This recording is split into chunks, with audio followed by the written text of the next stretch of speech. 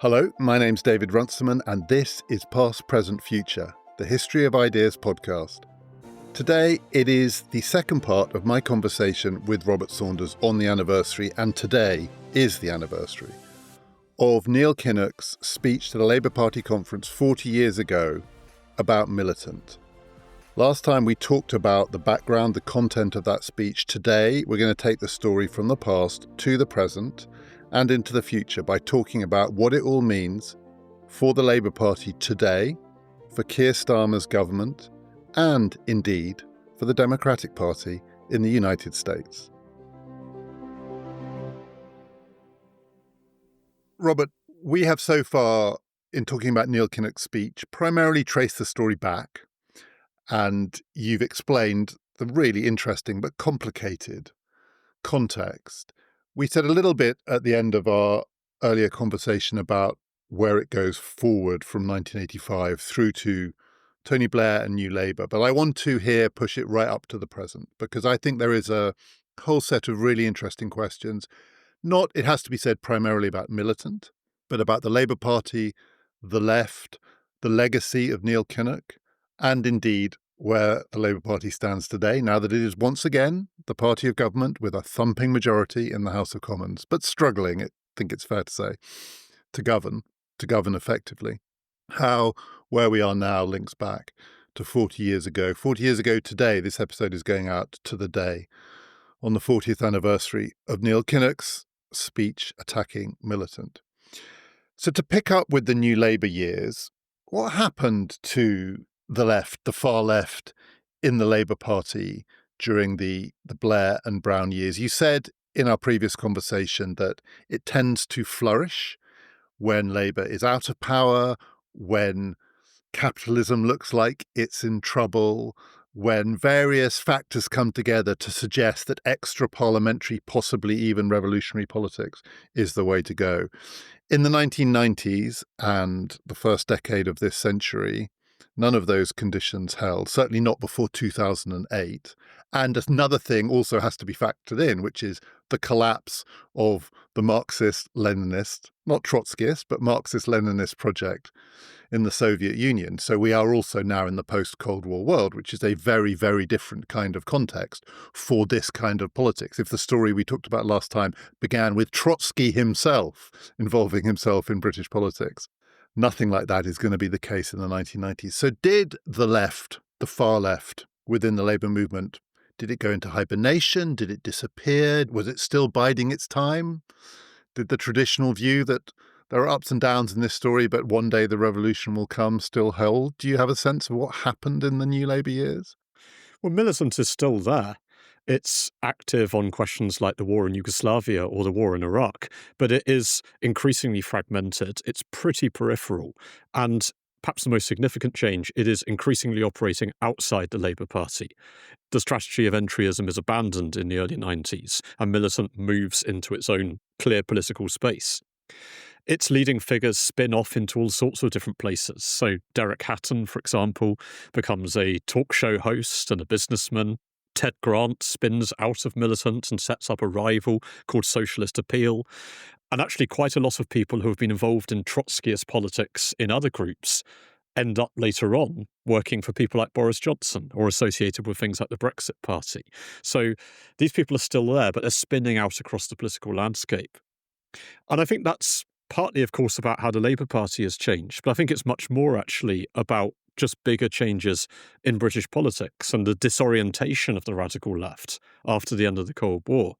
So, as you've mentioned, the far left tends to thrive in a world in which capitalism is in crisis, in which a whole economic system seems to be cycling towards destruction, in which the fear of nuclear annihilation is very present.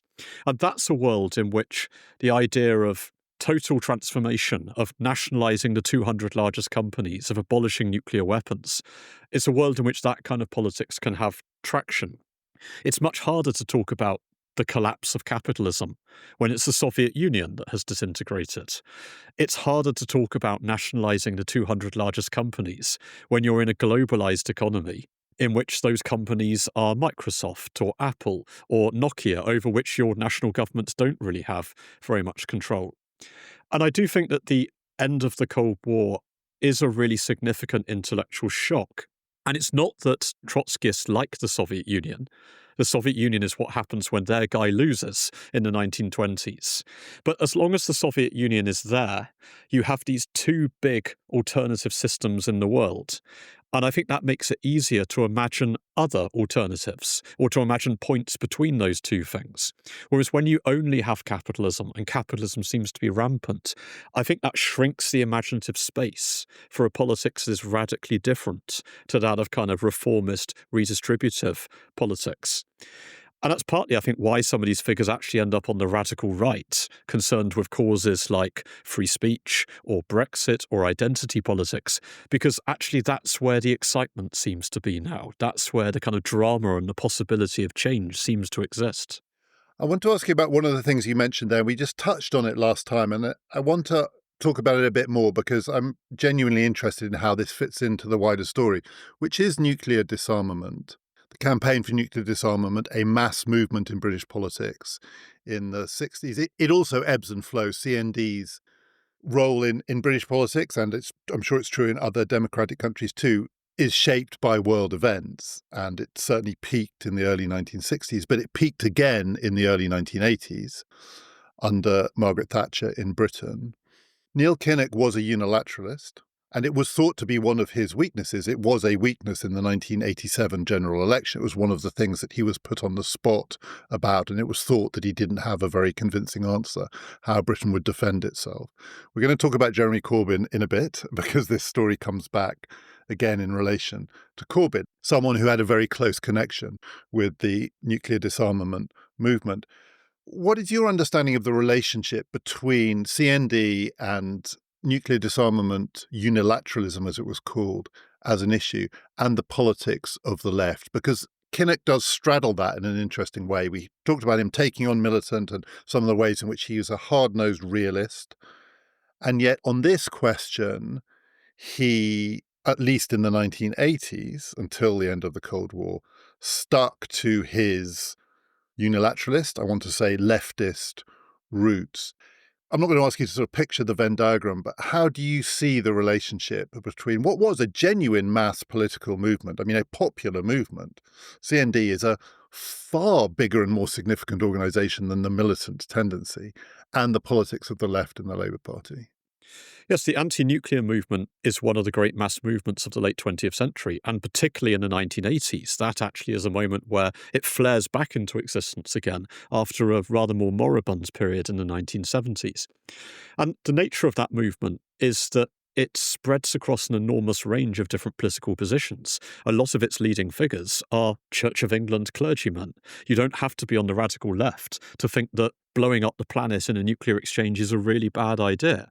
So it draws in radical Christians. It famously draws in feminists. We have the women's peace camps at Greenham that bring together themselves an enormous range of different kinds of women's politics. So it is a much bigger movement than the radical left.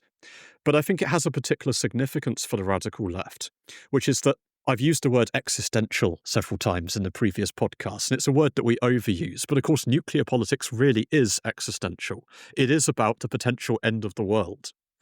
And that, first of all, creates a kind of an apocalyptic climate in which revolutionary politics makes a lot more sense.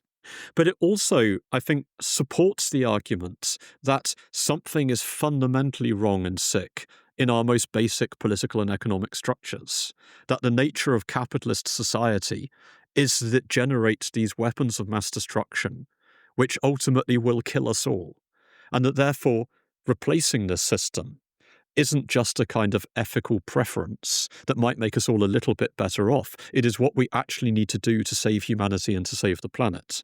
And I think that's really important for radical left-wing politics. And that's another reason why that movement sort of falls into disarray after the end of the Cold War, because nuclear weapons, of course, do not go away. It's rather curious that concern about nuclear war disappears or recedes after 1990, but it does recede. And I think that, again, shrinks some of the imaginative space for the radical left. The thing that, as you said, Derek Hatton was happy to borrow the terminology of the Sun. got called the Loony Left in the early to mid 1980s, focused for a period on London and Ken Livingstone and the old GLC, but not exclusively there. And one of its features was its connection with the idea of unilateral nuclear disarmament, creating kind of nuclear-free zones in little pockets of Britain, as though that meant anything purely symbolic politics, but still it had a symbolic significance, I think. But it was part of this panoply of movements and causes in the 80s. So CND and the Green and Women, connection to feminism, but also, as you said, gay rights, civil rights, black rights, a whole range of kind of rainbow politics, let's call it, which was then mocked, mercilessly mocked by the right-wing press, the tabloid press. And it was a challenge for the Labour Party to know how to deal with it. I don't think we've got time in this podcast to tell the history of Ken Livingstone's political career, but someone who was involved in that in the 1980s, and as you said, it included Irish nationalism, Irish republicanism, was Jeremy Corbyn, who got elected to the Commons in the 1980s. And one of the most remarkable features of the modern history of the Labour Party is the story of Jeremy Corbyn and how that strand of politics, not Militant, Militant was contemptuous of much of that. Militant wasn't interested in creating a nuclear-free zone in Liverpool. Militant was interested in building houses. But that strand of politics was the one that came to exact its revenge on the New Labour period when Jeremy Corbyn was elected leader of the Labour Party in 2015, to almost universal astonishment. So from the New Labour period to Corbyn becoming leader, is it the case, do you think, that the establishment of the Labour Party misjudged or misunderstood what had happened to the left, the way in which maybe Militant had been seen off, and maybe Ken Livingstone, in a way, had been seen off, but that version of politics that came to be embodied by Jeremy Corbyn was still rumbling away, particularly in the membership. The membership massively expanded in 2015 because of some decisions made by Ellen Miliband about who is entitled to vote in that election. But nonetheless, the membership of the Labour Party turned out in 2015 to be much more open to the idea of being led by someone from that strand of the party with a line that runs right the way back to the 1980s than anyone thought was conceivable until it happened. Was it just something going on out of sight beneath the radar? They didn't see it. They didn't understand it. Were they complacent? Was it something that was just a function of the electoral process that Ed Miliband had put in place in 2015? I don't know in my own mind the extent to which this story was rumbling away under the surface, not the Militant one, but the other one. And it exploded into life in a way that the Militant story exploded into life in the early mid-80s. I think we can certainly tell a story about Corbynism as the revenge of the Bennite left, because, as you say, Corbyn is not remotely attached to Militant. He's a Bennite. He's someone who learns his politics at the feet of Tony Benn. And if you look at other figures around him, John McDonnell, Diane Abbott, John Landsman, again, these tend to be people who are either involved in the GLC or they're part of the Bennite left. But I think in some ways, Corbyn's election is only really possible because all of those terms and all of those factional badges from the 1980s have lost their meaning. The genius of Corbyn's campaign in 2015 is that he's able to say, I represent the traditional Labour Party. I am what the Labour Party used to be before Tony Blair and all those shiny men in suits turned up and turned us into Tories.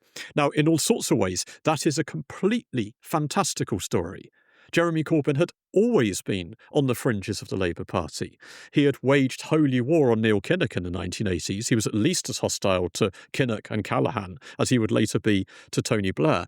But because all of those words like Bennite, tribunite, hard left, soft left had really lost their meaning, he can claim the spirit of the Labour Party in a way that Benn himself in the 1980s actually can't. And I think the person who really makes that possible, ironically, is Tony Blair. Because we all know that Tony Blair invents New Labour, but Tony Blair also invents Old Labour. Nobody talks about Old Labour before Tony Blair. What Blair does is to take all of the bits of the Labour tradition that he doesn't like, crunch them together and call them Old Labour and put them in the waste paper basket. But what that means is that anybody who is against Tony Blair in that period can say, I represent the old Labour Party. I represent the mainstream of this party before it was hijacked. So that's an entirely accidental consequence of the way that Blair frames Labour history rhetorically, which produces this astonishing anti-Blairite result in 2015. One of the terms from the 1980s that came back in 2015 that, again, I think had more or less dropped out of ordinary political conversation was entryism. The idea that actually what had happened with the election of Corbyn was that the rule change that Ed Miliband, when he was leader of the party, had introduced, which allowed people basically to buy a vote in that election for £3, I think it was, opened the door to the thing that had been defeated in the 1980s, which is people who weren't really interested in the Labour movement, weren't really interested in winning elections as a party of the centre-left, but were interested in turning the Labour Party into something else. They could come in from the outside and they could try and twist it to their purposes.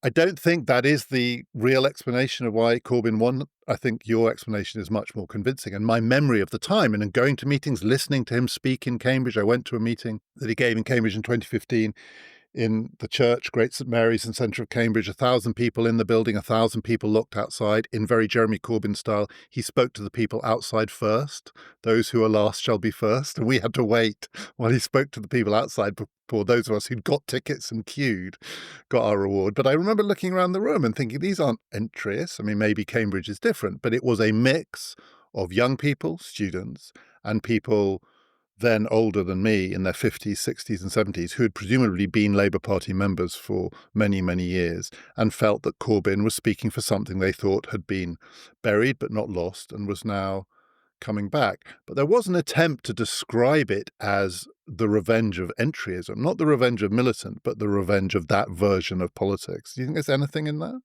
I think that was entirely fanciful.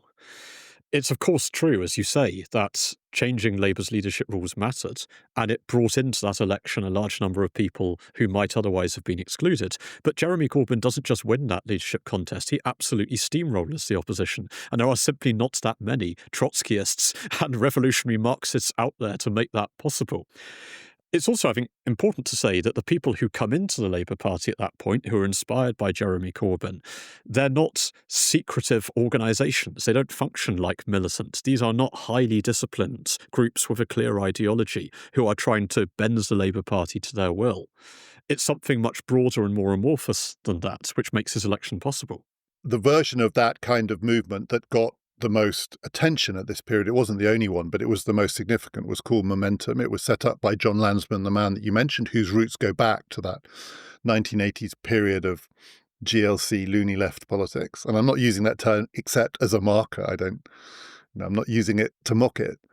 Momentum was very different from militant, but there was again a feeling that the Labour Party now had within it a sort of party within the party, a group within the group, that was trying to potentially take over some of the decision-making mechanisms or put its people in places, maybe get its people on the NEC, the executive committee of the party and so on. There were certainly attempts at the time, I remember it, to suggest that people should be wary of Momentum if they had any memory of the fights that Labour had fought from the 1930s onwards to protect itself against these kinds of groups.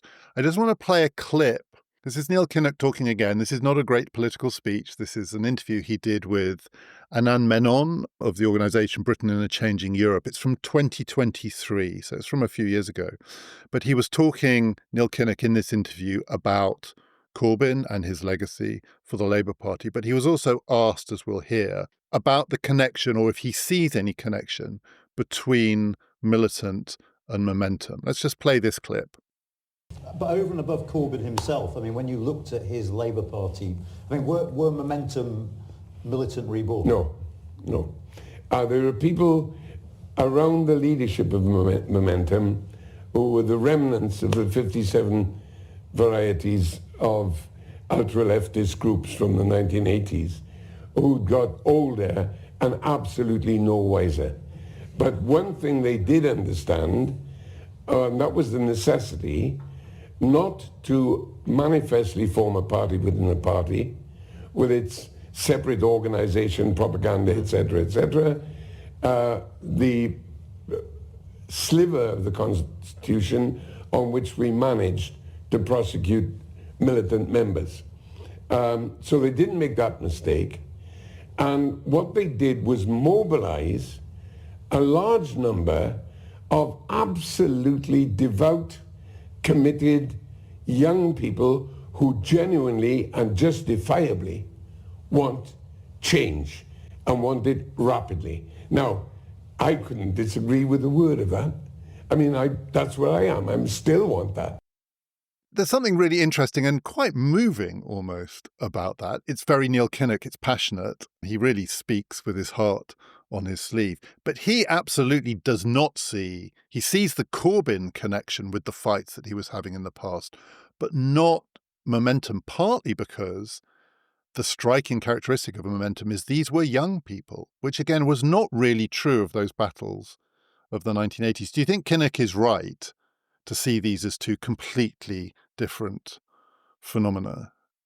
I think he's absolutely right. It was an easy attack line to say that Momentum is simply militant, reanimated. They both begin with M. They've both got a connection to a figure like John Landsman, who was last seen in the 1980s. And also there was a memory that Militant had taken over the Labour Party's youth wing in the 1970s and had built some of its power upon that. So that was a connection that you could draw. But I think they're just fundamentally different entities. Momentum was not a secret society. It operated very much in the open. Momentum was a mass membership organisation, whereas Militant actually policed its membership very carefully because it wasn't principally looking for numbers. It was looking for absolutely motivated, true believers who would live a kind of monastic life of service to the militant cause. Momentum was quite decentralised and bottom-up, whereas the whole point of Trotskyism was what was called democratic centralism, that you actually have really tight control at the centre. So Momentum was a fundamentally different beast, and I think interviewers were often quite surprised when they asked Kinnock about it and expected him to launch into an attack, and actually found him saying, no, it's a wonderful thing that young, idealistic people are being drawn into the Labour Party. He didn't like some of its leaders, but I think he was quite emotionally drawn to the idea of Momentum itself. Corbyn's leadership, however, and also Momentum did play a role in this, opened up one of the questions that was at issue in Kinnock's fight with Militant in the 1980s, which is the role of the parliamentary Labour Party and the centrality of parliamentary politics to the wider Labour movement. So one of the things, not simply in his election, but in the way in which he conducted himself in office, but frankly, the way in which he stayed in office after he had lost the confidence of almost his entire shadow ministerial team and most of the members of the parliamentary Labour Party. One of the ways that Corbyn operated was to emphasise the role of the membership of the Labour Party. And that included members of Momentum who had joined the party in part of this big expansion. In Corbyn's leadership, do you see any echoes of that earlier fight, that fight through Labour's history, but particularly acute maybe in the 70s and the 80s, between the idea that the primary goal of the movement is to achieve and then to exercise political power through first election victories and then political action in Parliament, and that broader conception of a Labour movement in which politics and political power is understood in a range of different locations and a range of different instruments that can be used to exercise it. Did Corbyn, do you think, reanimate some of those arguments from the 1980s? Yes, very much so. We talked in the last episode about the sense of betrayal in the Labour Party of the Labour government of 1974 to 79. The sense that this was a government that was elected on a very radical manifesto promising an irreversible shift in wealth and power to working people that then didn't deliver, that then was seen as governing according to the strictures of the International Monetary Fund, and that ultimately collapses trying to hold down the wages of its own workers. And the lesson that the Labour left draws from that is that you cannot trust your leaders. That Labour must be a mass movement whose leaders and whose parliamentarians are disciplined by a much wider membership, so they can't simply get into Parliament and do what they want. So that drives the battles over things like the campaign for Labour democracy or the campaign to change the Electoral College in the Labour Party in the 80s. And that reanimates again after the New Labour period, because the left tells a similar story, that we won this huge majority in 1997, and then actually what we got wasn't Labour politics. It was a politics decided by a small clique of Blair and his kitchen cabinet and his advisers. And that argument in some ways becomes even more potent, or perhaps reaches its apogee, in the leadership election in 2015, where Corbyn is facing off against three utterly uninspiring opponents in Yvette Cooper, Andy Burnham, and Liz Kendall, who in all sorts of ways might be very interesting people, and Andy Burnham has very much reinvented himself subsequently, but the campaign they run in 2015 is absolutely dire. I think Andy Burnham launches his campaign in front of commercial bankers, and that feeds the sense that the parliamentary party has lost its way and it needs to be re-anchored in the Labour movement. And that means taking away things like control of the party leadership. It means handing the control of policy back to the membership. So Momentum is absolutely in that tradition. The person who ran Liz Kendall's campaign, and Liz Kendall came last, was a young man called Morgan McSweeney. And we are seeing not a repeat of the story we talked about in relation to the 1980s, but we are seeing another version of something. Even if history doesn't repeat, it does rhyme. Something familiar in Labour's history, in which, in the aftermath, not of 2017, when Jeremy Corbyn came startlingly close to at least unseating a prime minister, if not quite becoming prime minister himself, but 2019, another profoundly traumatic defeat for the Labour Party, in which Corbyn and his movement and Momentum were gung-ho in the 2019 election. I remember it. Momentum were out there in all of the seats. They were going to do one more push after 2017 and they would get their man into Downing Street. And it was exposed as hollow. Boris Johnson, more particularly Dominic Cummings, ran rings round them with a very simple campaign, get Brexit done. And Labour was reduced to a rump again. And the response of Keir Starmer and his senior advisor, now his chief of staff, Morgan McSweeney, was to believe that Labour's path back into power was to, I don't want to use the word purge, but to at least insulate itself as much as possible from the politics of the left that had led to the 2019 defeat. So again, my questions in this episode are all variants on the same theme. Is this, in your mind, another version of the thing that we were talking about in the mid-1980s? A Labour leader, a new Labour leader, believing that the path to power, to victory in a general election and to a majority in Parliament is first of all to establish in the minds of the public, but also in the minds actually of the people who run the Labour Party, that the time where the far left can hold some of what Labour does to ransom is over. Was that first Starmerite Morgan McSweeney move? I believe in about 2021, they decided the first thing they had to do was essentially draw an absolutely clear line from the Corbyn years. Continuity Corbyn, as Peter Mandelson called it. Do you think that's another version of what Kinnock was doing in the 1980s? Well, on a personal level, I think we've got to be careful not to overstretch the comparisons, because I think Morgan McSweeney is 8 years old in 1985 and is living in Ireland, and Keir Starmer is, 23? He's just starting out as a radical activist lawyer. And in fact, at that point, he's writing for a magazine which has Trotskyist links and associations. No one thinks Starmer was a Trotskyist, but he does come from a different wing of the party to somebody like Tony Blair. I think in terms of what you were just saying about the 2017 election and Morgan McSweeney's response then to 2017 and 2019, where there perhaps is a link to the 80s, is in the question of how do you respond to what you might call capitalist rationality? So you used the term Loony Left. There's a long tradition in politics of movements embracing the abusive nicknames they're given. So the words Tory and Whig both start out as insults that are then embraced by their party. There are some in the 1980s on the left who actually claim the term Loony Left. And they do that because they say, we are lunatics according to the rationality of your worldview. But your worldview is bringing us to the brink of nuclear annihilation. Your worldview has got 3 million people unemployed and thinks that's a successful economy. That your worldview is crushing the lives of people who are gay or who are black or who don't fit into your model of what the ideal citizen ought to be. So, yes, we're lunatics because we challenge your whole understanding of what rationality actually is. We don't accept that we have to play by the rules of common sense. And 2017, in some ways, can be seen as a bit of a triumph for that view, that we don't have to play by the normal rules of electability. We don't have to demonstrate our economic competence on capitalist terms. We don't have to stick closely to what the governing party is doing. We can do things like holding mass rallies outdoors, which was derided at the start of the campaign as a complete waste of resources and turned out to be a brilliant media strategy. And we can come close to victory. So there is a wing of the Labour Party that says actually 2017 isn't just about almost winning an election. It's about proving that you don't have to do what the sensible people always tell you to do.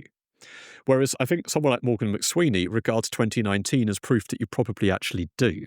That you do actually have to demonstrate that you can be trusted with the country's finances. You do have to demonstrate that you're sound, in their terms, on the nuclear issue, that you're patriotic, that you do actually have to meet certain criteria of electability.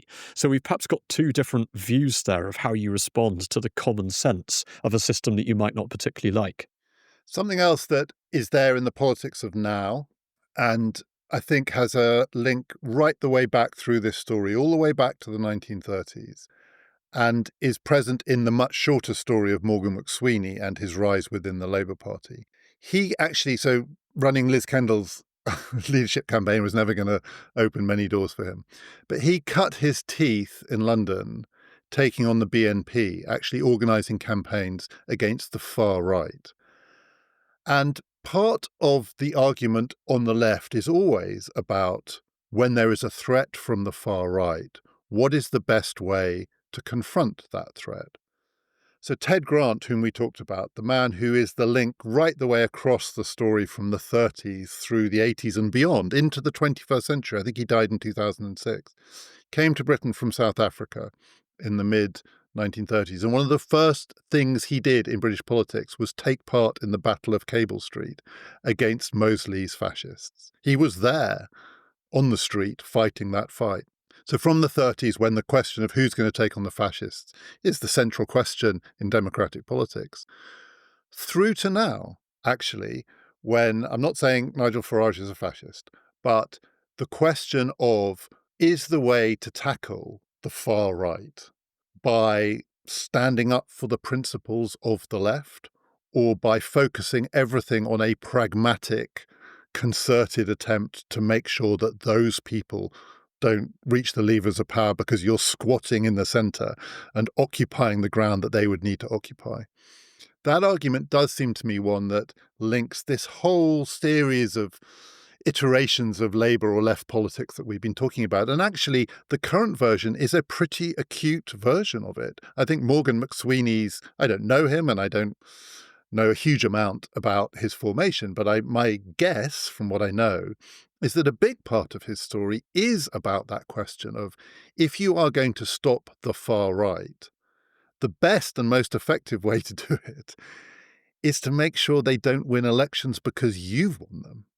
And that does seem to me a link that runs all the way back through this story. I think that's a really interesting comparison. I wonder if part of the difference, and I'm totally speculating here, like you, I don't know these people, but I wonder if part of the difference is in what they think fascism is and where it comes from. So Trotskyists would classically believe that fascism is the product of late-stage capitalism. It is what capitalism becomes when it's in crisis in order to defend itself. And it's part of that process by which the battle lines are clarified and you're left with a choice between two revolutionary futures, that ultimately for someone like Ted Grant, it comes down to communism or fascism, and everything else is distraction. So for somebody like Ted Grant, the significance of Cable Street is that it mobilises the working classes to fight, and to fight quite literally, the fascists on the streets, in a kind of precursor of the revolutionary fight that is to come. So Cable Street would strengthen someone like Ted Grant's belief in the inevitability and the necessity of revolution. I don't think that Morgan McSweeney thinks that.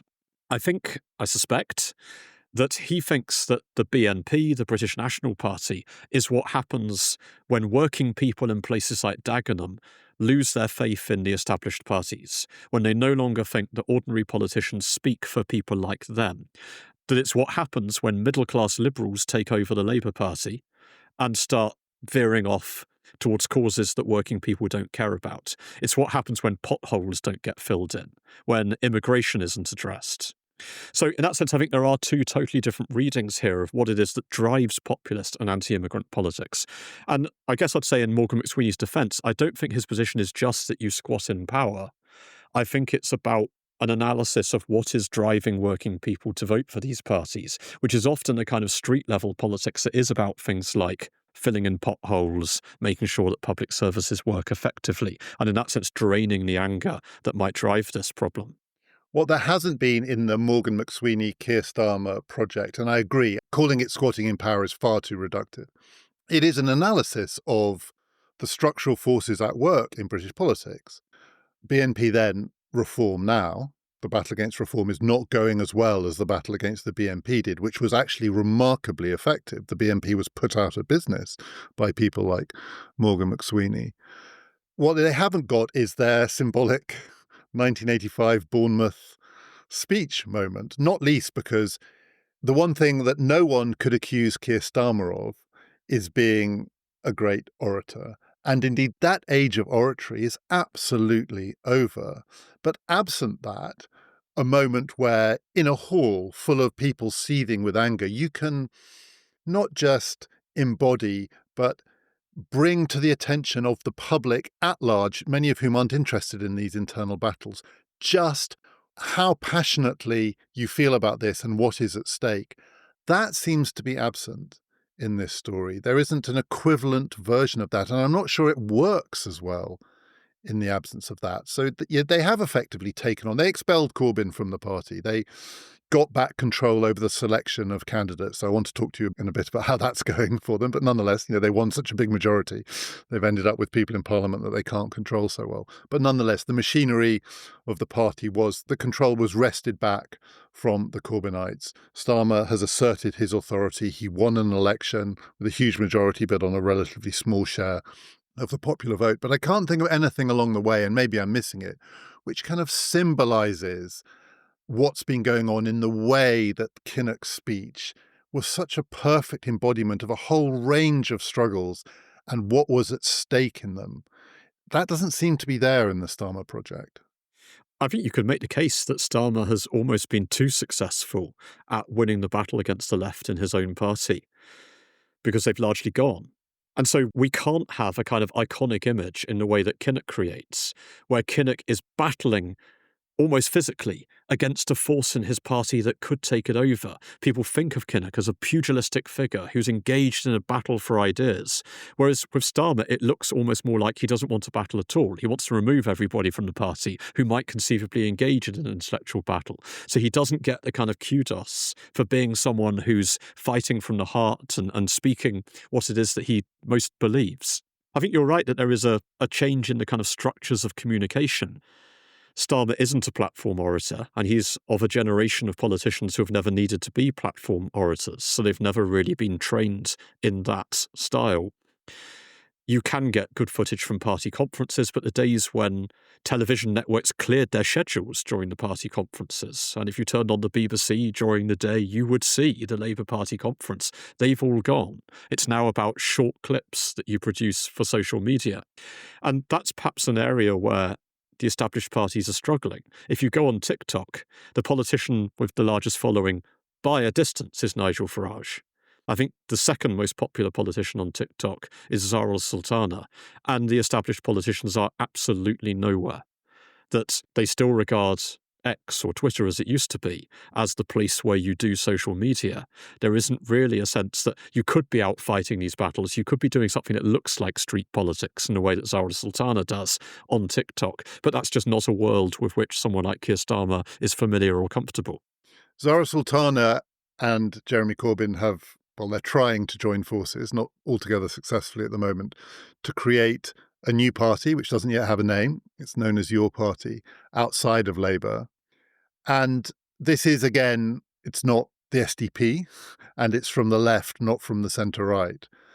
But it has revived some of those fears for people on the left, particularly on the centre left, which is that they're not worried about the Conservatives now, they're worried about reform, but to take on a right that might coalesce if more people defect from the Conservatives, particularly if more voters defect from the Conservatives, might coalesce around reform and Nigel Farage. If the left is going to take that on, it also needs to be united, particularly, crucially, in a first-past-the-post system, where even a party like the Corbyn Zara Sultana party that may not win any seats at all, it'll win a few because it will probably hold those independent seats which were won on campaigns exclusively focused on Gaza. But it won't win many seats, probably with, say, 10, 12% of the vote. But it could lose Labour a lot of seats, particularly because Labour won many of its seats with very thin majorities on a relatively small share of the vote. That fear that the biggest threat to Labour in government is a division such that under first past the post, suddenly the other side have held their coalition together and the left's coalition has fractured. It's not on the scale of the 1980s. Corbyn Sultana is a joke at the moment. I mean, the jokes about the Judean People's Front and the People's Front of Judea are everywhere on social media. But as you say, after Farage, she has the second biggest following on TikTok. When young people and 16 and 17-year-olds will vote, we believe, at the next election, are polled, both Reform and actually this left equivalent do particularly well. The Green Party, which is a serious force in British politics, has just also had what has been described by some people as an entryist leadership election, in which new members came in and elected in an overwhelming landslide a leader who is closely connected with Corbynite versions of politics, including on questions like Gaza. It does feel a bit like it's not the 1980s again at all, but it feels like that old question about if you are stuck with a first-past-the-post system, the party that wins is the party that holds its coalition together, even with the right divided between Reform and the Conservatives. The risks look like they're on the left. I think part of Labour's achievement over the last 100 years has been its ability to hold together an extraordinarily broad spectrum of opinion within one party. It could be the party of Clement Attlee and Ian Mercado, of Hugh Gateskill and Nye Bevan, of Roy Jenkins and Tony Benn. And even somebody like Tony Blair had in his cabinet people like Chris Mullin, Michael Meacher and Claire Short, who had been regarded as much more on the radical left of the party. And as we discussed in the last episode, that makes Labour quite a difficult party to manage, but it's also what gave it its intellectual vitality, and it did stop those groups running against one another. It's not really clear that the leadership actually of either of the established two parties still wants that broad church model. I get the sense that the Starmer leadership would be quite happy if somebody like Diane Abbott left the party and went elsewhere. So I think we possibly are at the end of that model of one party that holds together most of the left. So the question then becomes whether any of these new groupings and new parties are themselves able to build a viable coalition. And I think what your party is demonstrating is that that is really, really difficult to do. And it's difficult to do partly just because of the personalities involved. It is the nature of radical politics that it tends to draw to it angular figures who won't just put their heads down and do what they're told. People who you might regard as either difficult or courageous, depending on your politics, who will fight for the things that they believe in outside the big parties if they have to. So it's often quite difficult for these parties to work together just on a human level. But there's also a wider problem that while the people around these kind of parties might all be in some sense radical, their radicalism is not the same. The things that they believe in are not the same. That some of these people are very old school socialists. Some of them are principally anti-colonialists. Some of them, like the independent MPs that are involved in your party, are radical on questions like Gaza and Palestine and perhaps on some economic questions. They're not at all radical on things like trans rights or gay rights or social questions. So if you've got a group of people together who believe passionately in trans rights or gay rights or Gaza or a particular model of the economy, it's very hard to make concessions on these things, to work with people that you disagree with, simply because you're all outside the Labour Party.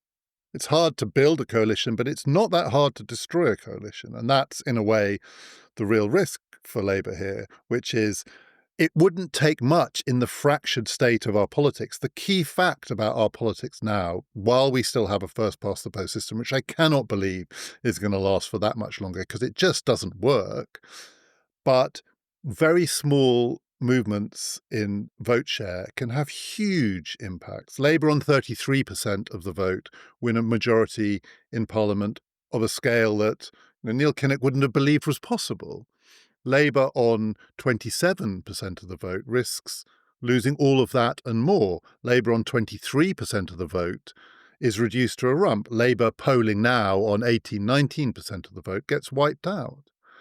So you take 3 points, 4 points, 5 points off because this group has siphoned off these voters and that group has siphoned off those voters and the Greens do this and the Lib Dems eat away at you there and you lose in Scotland and so on. And suddenly it's gone. It is so much harder to hold your coalition together under those conditions. It's almost impossible to build a new coalition out of this new rainbow alliance of all of these different groups. But if reform continued to be a magnet on the right, and these forces are at work as they are at the moment on the left, it becomes very, very hard for Labour to win. And I think the point you make about how difficult it is to hold together coalitions is a really important one. The absolute core, I think, of the success of the Labour Party and the Conservative Party over the long 20th century is that they both actually represent quite powerful social formations. So the Labour Party is rooted in a trade union movement that commands the loyalties of a very substantial share of the workforce. And that's why someone like Trotsky looks at British politics and says, well, I think the Labour Party is an absurdity, but you need to work through the Labour Party because they have that social base. Likewise, the Conservative Party, in all sorts of ways, is anchored in a kind of middle-class civic England. You've got Conservative clubs all over the country. It's connected to the world of the women's institutes, the mothers' unions, the Rotary Club, this sort of voluntary culture of often provincial and suburban England. So likewise, if you're on the right, you might find many things about the Conservative Party annoying, but you're going to try to work through it. What's happened to British politics really in the last 20, 25 years or so is that those social formations have essentially either collapsed, we don't have that voluntary world anymore, or they've just become entirely detached really from party politics. And so what is it that holds the Labour Party or the Conservative Party together anymore, other than a vague desire to win elections? That will make them much more fractious. And I think that's partly why we're seeing this constant splintering, this constant breaking away of different elements, because really what's the kind of sociological case anymore for operating through the Labour Party rather than through something that the polls might be telling you can give you a different route to power? As you said, Keir Starmer has been very successful in a way in seeing off the lingering influence of Corbyn and Corbynism within the party. Corbyn has left. This new party may be a threat to Labour electorally, but I think at the moment they're probably relatively relaxed as they watch it tear itself apart. The focus of the attention of the people at the heart of government at the moment and their problem is the soft left, not the hard left. That's how it's often framed in discussions at the moment. So the emblematic instance of this was the defeat of the welfare reforms by MPs who won, as they were told by Morgan McSweeney, on Keir Starmer's coattails. I'm not sure that phrase actually was particularly well judged, because I'm not sure it really was his coattails. They were very short coattails if they were, because most of them just scraped in. And many of them know they're only there for one parliament. There are a significant number of Labour MPs who do not have many hopes, if any at all, of being re-elected next time, given how thin their majorities are. And the politics of the new intake seems to have been, in a way that has really disappointed the leadership, softer than they had hoped on questions like welfare, and there may be other tests to come. We don't know yet, immigration and other. Is it the revenge not of Corbyn but of Kinnock, is my question, because Kinnock, in a way, still embodies that kind of politics, actually. I mean, I don't think soft left is too derisory a term for it, and it's slightly contemptuous. I don't think anyone should think that Neil Kinnock is soft. He wasn't soft in any way at all, and nor was his politics soft. But it is that strand of the Labour movement, quite a broad strand, that is somewhere between the centrists and the entryists. And it seems to be where the centre of gravity of the Labour Party, both in the membership and in the parliamentary party, I think there's probably quite a strong affinity there at the moment. They're not at odds with each other. Where it lies, and Starmer and McSweeney are in some ways outliers here as much as Corbyn is. This is one of the reasons why people think that Andy Burnham, despite the hopelessness of the campaign he ran in 2015 and indeed in 2010, is the saviour of the Labour Party, because he's reinvented himself in Manchester, but he stands for that strand. There is another deputy leadership election going on, which is another symbolic proxy in which one of the candidates, though she hates being described in these terms and says it's sexist nonetheless, is a proxy for Andy Burnham, and the other one is a proxy for the current leadership. It does feel a little bit like actually where the Labour Party has ended up is somewhere closer to Neil Kinnock of the 1980s. I do think the current Parliamentary Labour Party is quite an interesting collection of people. Nobody thinks that this is full of dyed-in-the-wool socialists, but it is full of people who are, I agree, significantly to the left of the current leadership. And in particular, it's full of people who have previously worked in the charitable sector or in foreign aid or for bodies like the Resolution Foundation or the left-wing think tank world. These are people who are very preoccupied with poverty, with international aid, with global justice, with public services, and actually particularly with local services. And one story that we might see over the next few years, who knows, is actually a sort of test again of the power of parliamentarism. Because an interesting structural feature here is that no matter how big a prime minister wins in a general election, they are only prime minister for as long as they command the confidence of their parliamentary party.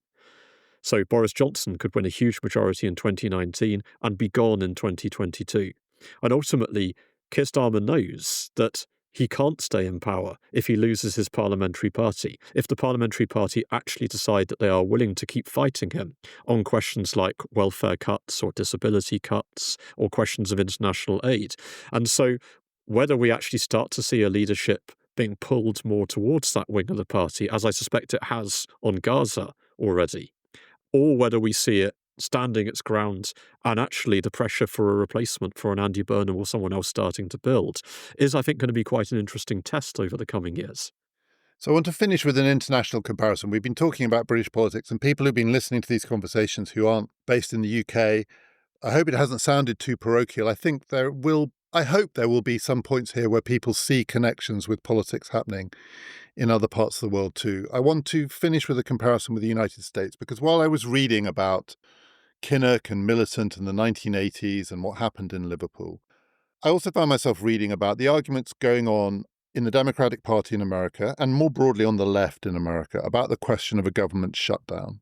This is the central issue that they're facing now, many of them. And there's a division within the Democratic Party between what's conventionally called its left and its more centrist wing on the question of whether or not to engineer a shutdown of the government in order to signal something to the people. And I was really struck by the echoes with the arguments that were being made in Liverpool in the early to mid 1980s, because, and people differ on this, there's lots of interesting things that you can read about this. People have changed their mind. Ezra Klein, who's a bellwether for a certain kind of politics in America, has changed his mind on this question from thinking that a shutdown would be a bad idea to a good idea. But a very strong argument that I read recently was one that said, the mistake that would be made by the people who want to shut down the government is to think that they are in a position to apportion the blame. So Militant thought, if we basically shut down the government in Liverpool and fire the workers, Thatcher will be blamed, because people will understand that we are doing this to show that she has deprived us of the money. And that was a huge mistake. Voters don't tend to make that extra leap. They tend to blame the person who did it. And there are very powerful arguments being made that the Democratic Party risks falling into the same mistake. And it's doing this partly because it is trying to, in its own mind, take on fascism, or whatever it wants to call it. But it wants to highlight to the people that they have in power in the United States a government, a presidency, an administration, which is doing things which are threatening the rule of law and are threatening the values of the American Republic. And to signal the stakes, they might consider shutting down the government. And I was very persuaded by an argument that reminded me of Militant and Liverpool in the 1980s, which is that if you do that, the thing that you risk is people thinking that you shut down the government. And you have to be very, very careful of, for want of a better phrase, symbolic politics, because these symbols are hard to control and people sometimes read it too literally. And Militant made that mistake. I'm not saying that the left wing of the Democratic Party is a militant tendency within American politics. By no means. These are really serious arguments with really serious arguments being made on both sides. But I was just struck in reading about it by that faint echo of a very parochial story by Washington standards, local politics in England in the 1980s. But the connection to me seems to be the risks of symbolic politics to show people the stakes when you think you've got a government in power who are to you an abomination. Thatcher. Even Kinnock in the speech in 85 called her evil. I was very struck by it. He said, we've got to win elections to save the people from evil. For many people, not just on the left in the United States, Trump is evil or worse. But to show people that it's dangerous to think that the symbol of breaking the way that government works will allow people to apportion the blame where you think it belongs. I think that's a fascinating comparison. And it's true, I think it's really important to say that the left, including Kinnock, hates Thatcher as viscerally as the left today would hate Trump. That they regard her as someone who is doing colossal industrial, economic, and in fact moral damage to the country. There is a real sense of abomination here, that you have a different kind of threat to that of any previous Conservative Prime Minister. And what are you going to do about it? And the criticism of Kinnock, I think it's unfair, but it's a criticism that's voiced on the left, is that whenever there's a moment when you can fight, he runs away. So when you have the miners' strike, when you actually have a chance to defeat Thatcher industrially, if all of the forces of the left unite behind them, then you could bring her down, but he runs away. That you could actually mobilise around the great city councils, not just in Liverpool, but across the country, and say, no, we will not accept these financial limitations, and challenge the government to try to take over Liverpool and London and Sheffield and other great cities by force, to get to a point where they're almost having to send in administrators in armed vehicles, to show that they can't do this, to show that there are limits on what a government can do, and to give people hope. And Derek Hatton would say, look at the crowds that rally in Liverpool in 1984 in particular. If you give people a lead, they will follow. Kinnock's response tends to be to say a broken shield is better than no shield at all. That yes, local government is battered. It's going to be making very difficult cuts, but it is still there. There is still something that you can use to protect the people for whom the Labour Party exists. And if you shut that down, firstly, you make your own people essentially hostages in the fight that you're having with the government.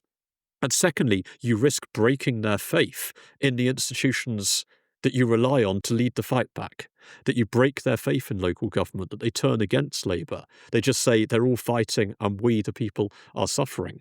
And I think that is a very similar dilemma to that we're seeing in the United States today. And if people in the United States think Liverpool in the 1980s is a long way away, I'm not making a prophecy here, but another question that many centrist Democrats are having to wrestle with is whether or not they should endorse Zoran Mandami as the mayoral candidate in New York. And it's just possible, I think, to imagine a version of the politics of Liverpool in the 1980s being played out in New York in the 2020s. It may not go the same way, but some of the fault lines and also some of the stakes, I would say, are similar. It's always nice to feel that British history is still relevant.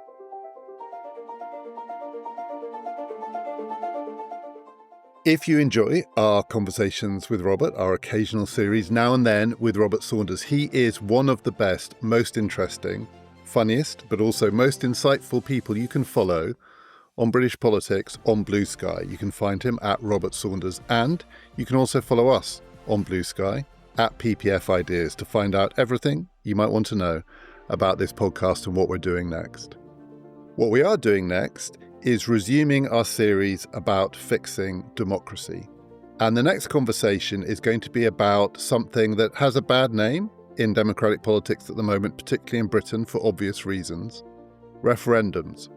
But are they such a bad idea? What's wrong with referendums? That's next time. This has been Past, Present, Future.